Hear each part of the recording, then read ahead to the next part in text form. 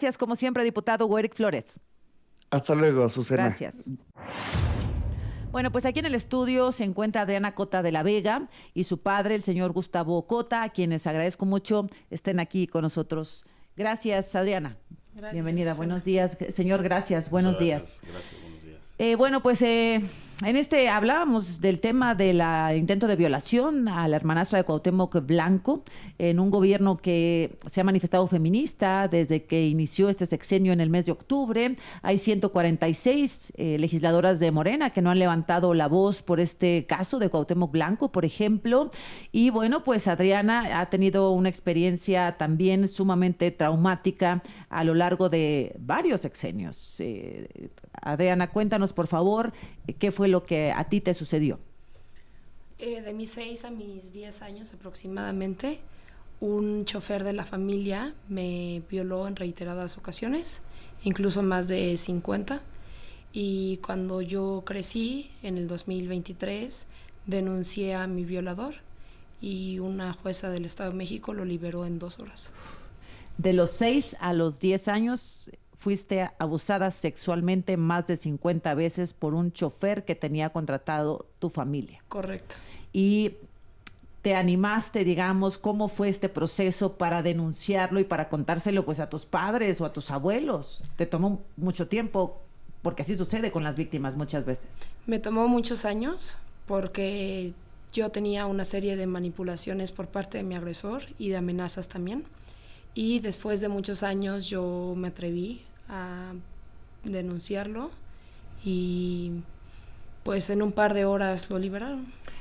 ¿Tú sufriste este abuso en qué años, más o menos? En el 2007.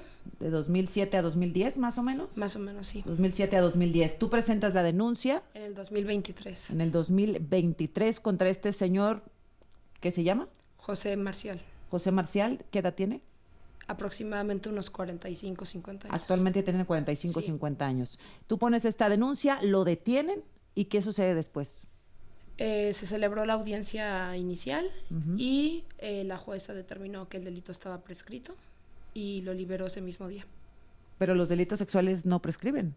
En teoría no, pero para la juez ese momento prescribió porque la ley así lo marcaba. ¿Cómo se llama la jueza?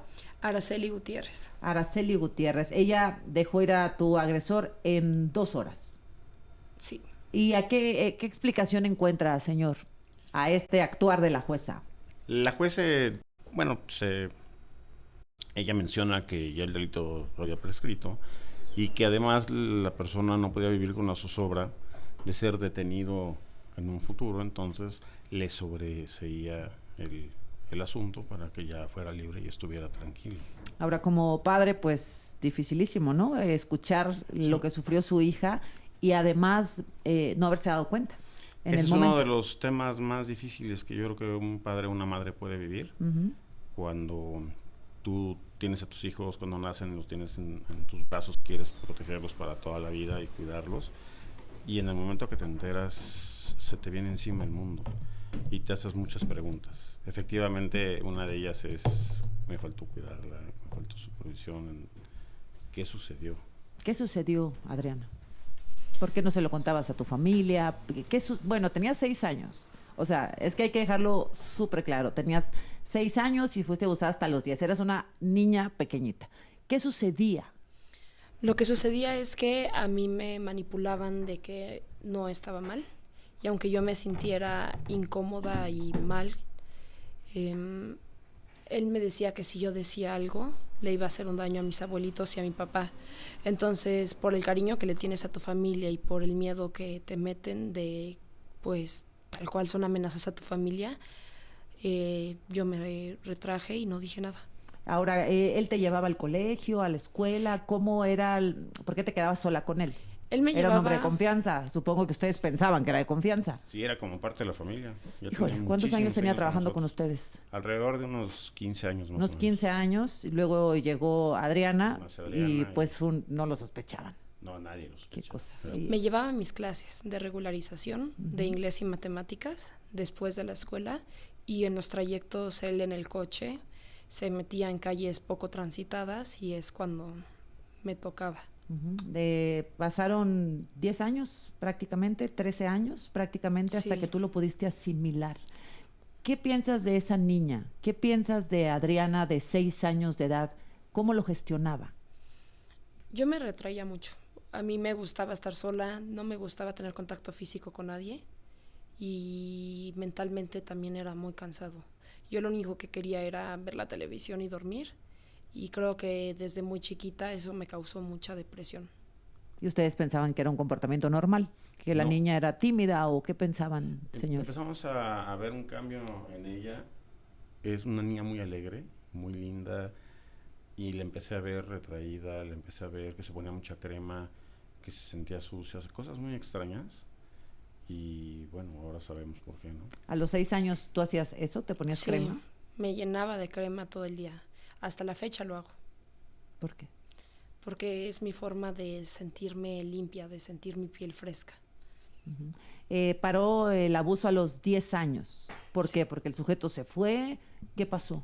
Él se fue 2 años después, aproximadamente, pero él paró porque yo empecé a comprender y a cuestionarlo un poco más, y entonces yo al empezar a cuestionar sus acciones, él dejó de hacerlo. Es decir, de los 6 a los 9 años, bueno, pues evidentemente no entendía lo que estaba sucediendo.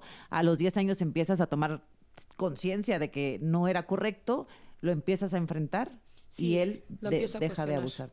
Y él para. Y se va 2 años después de su casa. Deja de ser chofer de su casa. Sí, correcto. 2 años después. Y además lo habían encontrado haciendo cosas él en el coche durante su trabajo.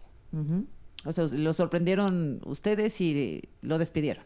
Sí, correcto. Bueno, vamos a regresar con Adriana y con Gustavo respecto a lo que sucedió después.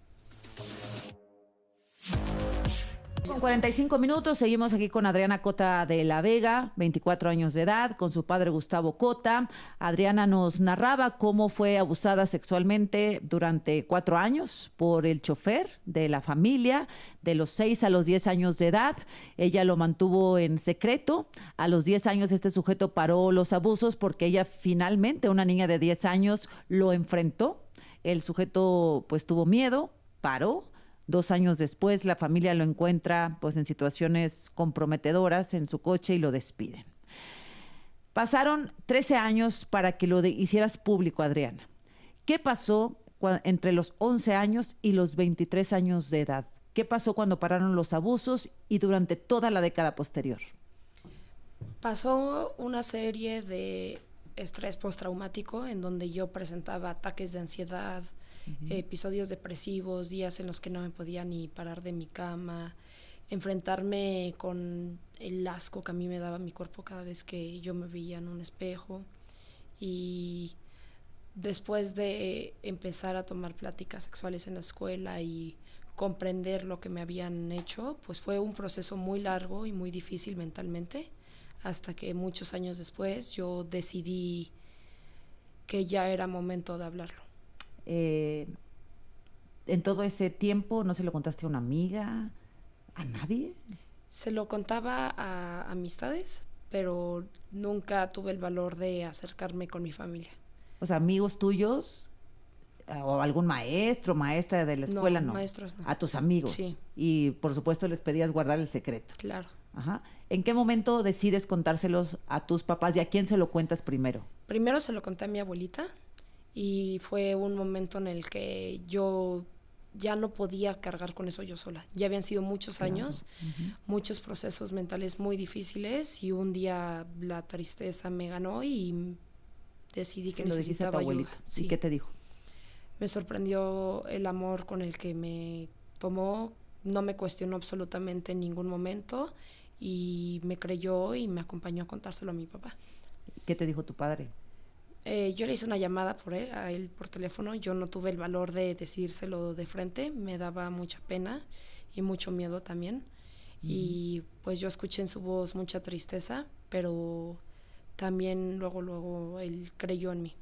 ¿Qué pensó cuando su hija le confesó esta situación? El impacto es muy fuerte, la verdad te debilita por completo, es lo que menos esperas en la vida. Y lo que más me hizo sentir es que le arrebató su infancia y su niñez para toda la vida. ¿Tu infancia, tu niñez y tu juventud? Correcto. Porque supongo que es un tema recurrente en tu cabeza. Sí. Ha sido un tema recurrente. Sí, todo el tiempo. Y ahora, pues enfrentar la injusticia, enfrentar la negligencia de las autoridades es un doble golpe, señor. Sí, por supuesto, y además que el sistema está hecho para que la autoridad no tenga contacto con nadie.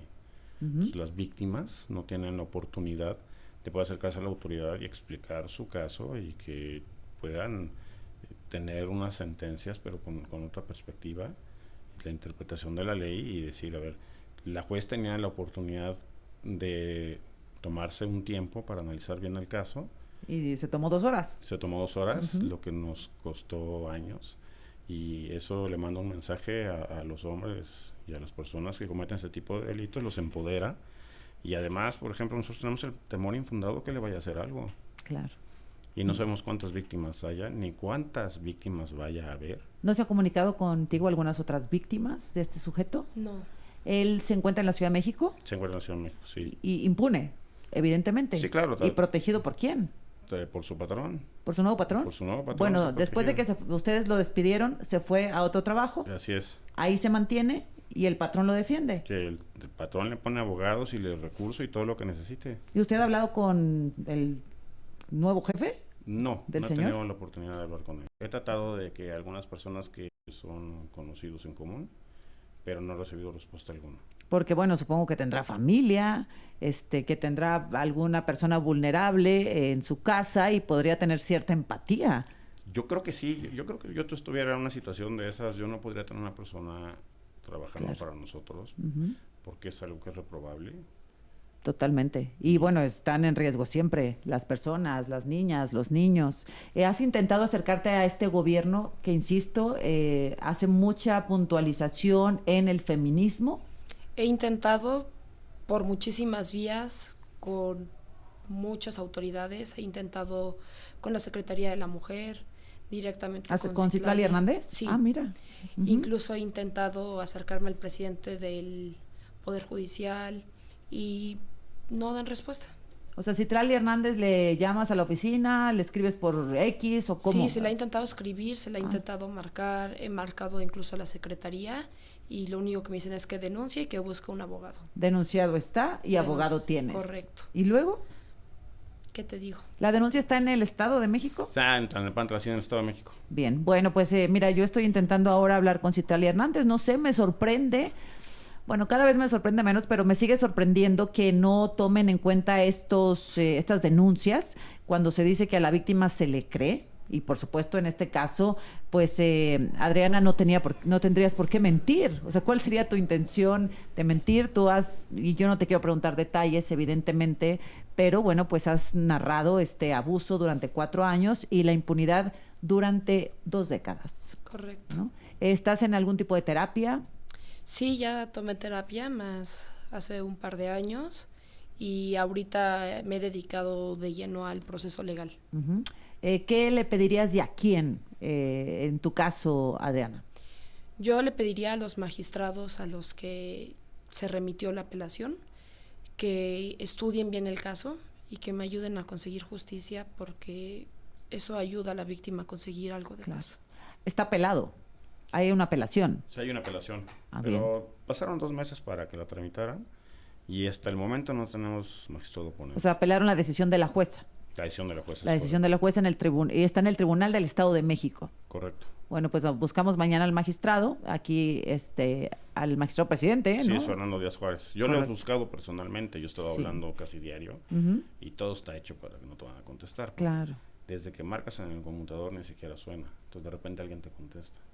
Ya dejé mensaje, ya expliqué, ya lo pedí, no hay manera que te hablen. Igual a la gobernadora Delfina Gómez, le he estado llamando a sus oficinas, a su secretario privado, nadie te contesta y nadie responde. Pero bueno, pues nos vamos a sumar a esa insistencia. Muchas gracias. Aquí somos también muy insistentes, entonces vamos a ver si hay alguna novedad, alguna respuesta en los próximos días, que ojalá así sea. Gustavo, Adriana, te interrumpí en tu petición de justicia y de atención para ti y para las víctimas. Sí, que dejemos de ser un caso más y que dejen de normalizar la violencia hacia la mujer y hacia un menor de edad.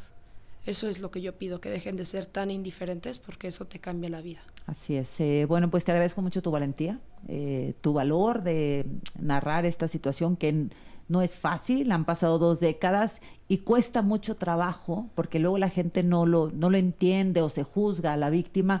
¿Por qué hasta ahora? Porque el proceso emocional debe ser durísimo. Es muy ¿no? fuerte. Te bloqueas, lo quieres negar, quisieras que no sucediera y de pronto tomas conciencia de lo que sucedió y valor para Sí. denunciar.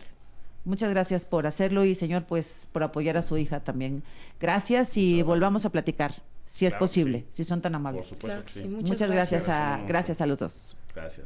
Entre libros y letras, con Norma Bautista.